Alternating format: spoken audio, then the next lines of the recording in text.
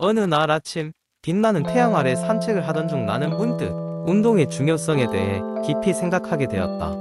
많은 이들이 알고 있듯이 운동은 우리 삶의 질을 크게 향상시키는 다양한 이점을 제공한다. 하지만 바쁜 현대 사회 속에서 그 중요성을 간과하는 경우가 많다. 그래서 나는 스스로에게 도전하기로 마음먹었다. 매일 운동하기 라는 목표를 세웠다.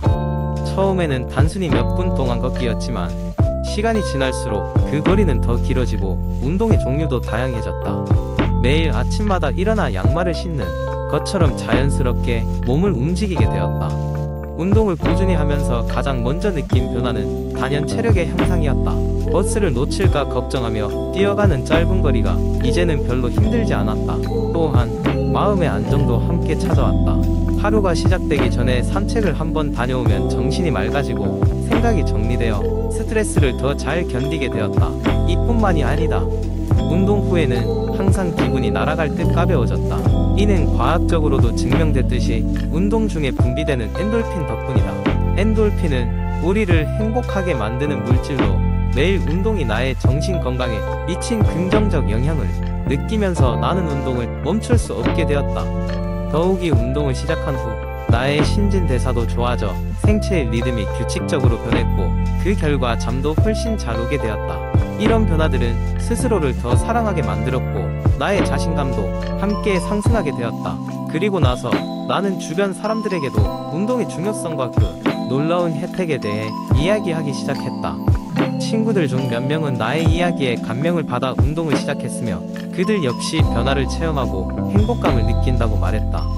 우리는 서로의 변화를 격려하며 지속 가능한 건강한 삶을 위해 노력하고 있다. 이렇게 운동은 단순한 신체의 움직임을 넘어 삶의 많은 부분을 바꾸어 놓았다. 나의 경험을 통해 얻은 깨달음은 운동이 선택이 아닌 필수라는 것이다. 매일의 작은 노력이 쌓여 우리의 신체적, 정신적 건강에 대단한 변화를 가져다 줄 수 있다는 점을 명심하며 나는 앞으로도 이 건강한 습관을 계속 이어갈 것이다. 두 번째 이야기. 오늘은 일상 속에서 누구나 쉽게 실천할 수 있는 전신 운동 루틴에 대해 이야기해 보려고 합니다. 이 루틴은 특별한 장비 없이도 집에서 아니면 공원에서 그리고 심지어 직장에서 짧은 시간을 활용하여 할 수 있는 운동 동작들로 구성되어 있습니다. 바쁜 현대인들에게 맞춰진 이 루틴은 꾸준히 실천하기만 한다면 몸에 큰 변화를 가져올 수 있는 강력한 효과를 자랑합니다. 아침에 신선한 공기를 마시며 하루를 시작하기 위해 운동을 하기로 결정한 어느 날 나는 이 루틴을 처음으로 소개받았습니다. 첫 번째 동작은 플랭크입니다. 이 운동은 코어 근육을 강화하는 데 탁월한 효과가 있습니다.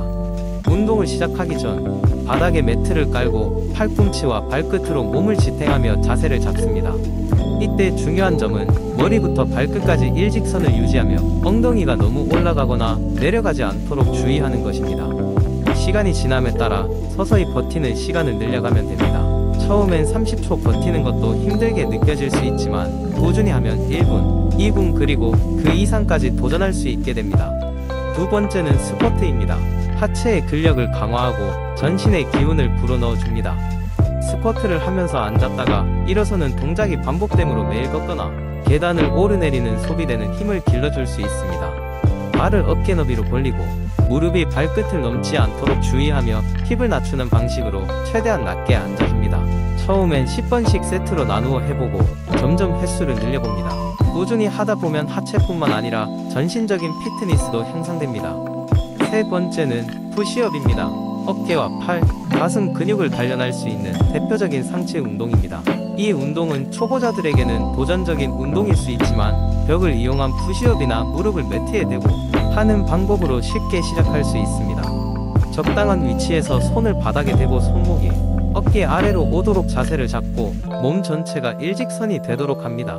처음에는 벽을 상대로 푸시업을 시도해보고 점점 바닥 푸시업으로 전환해가면서 자신감을 키워보세요. 네 번째 동작은 번지입니다. 전신을 빠르게 가동시켜 심박수를 올리고 유산소 운동을 높이는 좋은 방법입니다. 발을 모은 상태로 서서 시작하고 점프하며 다리를 옆으로 벌리고 동시에 양팔을 위로 들어 올립니다. 리듬을 타며 빠르게 반복하는 동작으로 몸에 열을 올리고 활기를 불어넣기에 적합합니다. 일상에서 짧은 시간이라도 기분 전환이 필요할 때 이 동작을 활용해보세요. 30초씩 3세트를 시행하며 쉽게 자신에게 변화를 줄 수 있습니다. 마지막으로 스트레칭으로 끝을 맺습니다. 운동 후 스트레칭은 근육 긴장을 풀어주고 유연성을 촉진합니다. 발끝에서부터 손끝까지 천천히 늘려주며 긴장을 풀고 숨을 고르세요. 스트레칭을 하며 오늘 했던 모든 운동이 당신의 일상에 어떻게 긍정적인 변화를 줄지 생각해보는 것도 좋습니다. 이렇게 간단한 동작들로 구성된 전신 운동 루틴의 시간과 장소를 가리지 않고 일상에 쉽게 녹여낼 수 있습니다.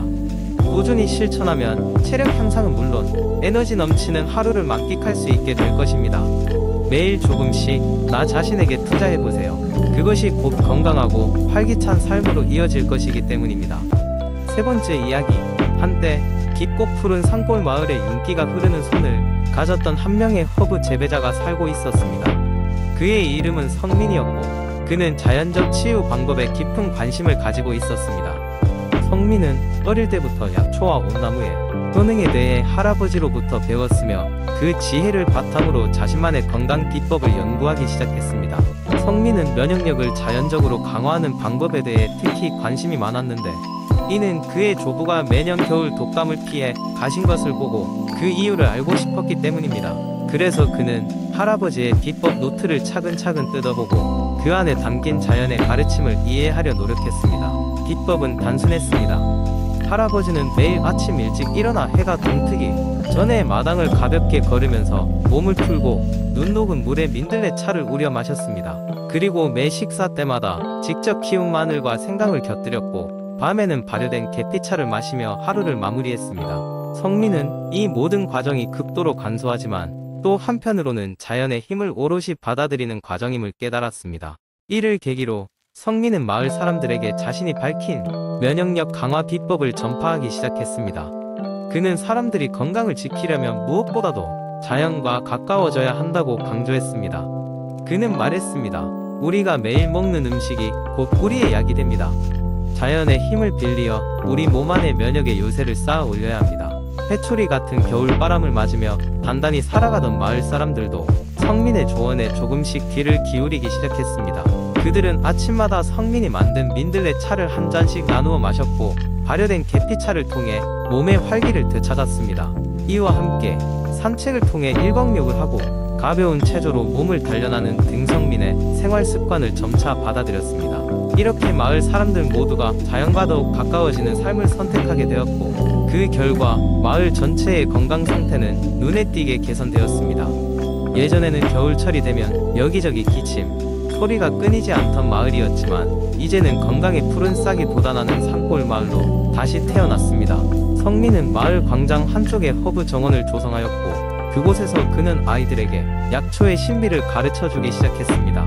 그는 매번 이렇게 말하곤 했습니다.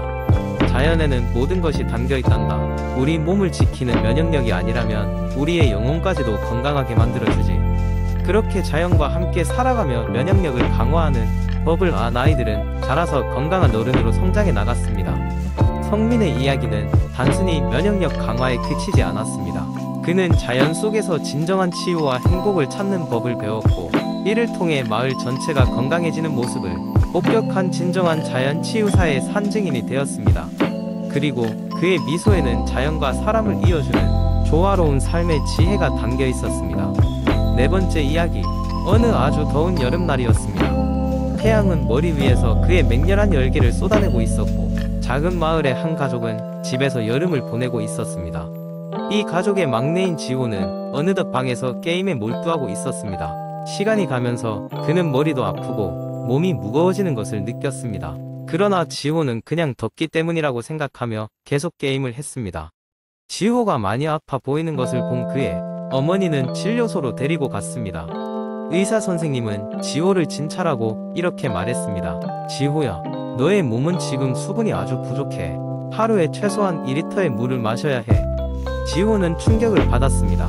그는 그저 컴퓨터 앞에서 시간을 보내느라 물을 마시는 것을 종종 잊곤 했습니다. 의사 선생님은 지호에게 수분 부족이 얼마나 위험한지 설명해 주었습니다. 수분은 우리의 몸이 정상적으로 기능하도록 돕는 중요한 역할을 합니다.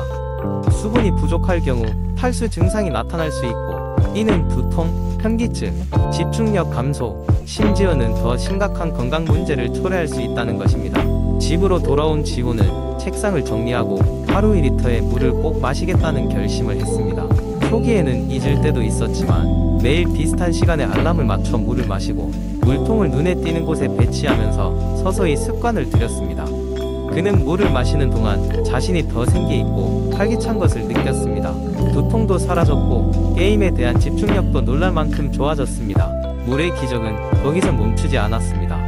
지후의 가족들도 그의 변화를 보고 함께 물 마시기를 시작했습니다. 결심한 것을 다 함께 지킬 수 있도록 매일 식사 후에 가족과 함께 물을 마시는 시간을 가졌습니다.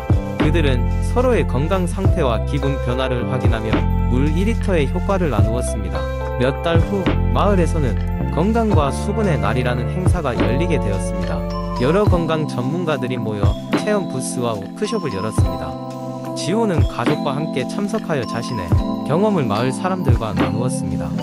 그의 이야기는 다른 많은 사람들에게 영감이 되었고 많은 이들이 수분 섭취의 중요성에 대해 깨닫게 되었습니다. 그날 이후로 지호는 물 2리터의 중요성을 모든 이들에게 전파하기로 결심했습니다. 그는 물통을 들고 다니며 친구들과 건강에 대한 이야기를 나눴고 친구들 역시 그의 변화를 보고 물을 더 많이 마시려고 노력했습니다. 이러한 작은 변화가 사람들 사이에서 새로운 건강 트렌드로 자리 잡게 되었고 마을 곳곳에 물 관련 캠페인이 증가하게 되었습니다. 마을 사람 모두가 함께 물을 마시는 운동은 전국민적인 수분 섭취 증진 캠페인으로 발전했고 그 중심에는 늘 미소를 지으며 건강을 전파하는 지호가 있었습니다. 물이 우리 몸에게 가져다주는 기적 같은 효과를 경험한 지호, 그리고 그의 가족과 마을 사람들은 이렇게 물 2리터가 얼마나 중요한지를 자신의 삶에서 체득했습니다. 이렇게 작은 변화 하나가 모두의 삶을 어떻게 개선할 수 있는지를 깨닫고 그들은 계속해서 물의 중요성을 지켜나가고 있었습니다.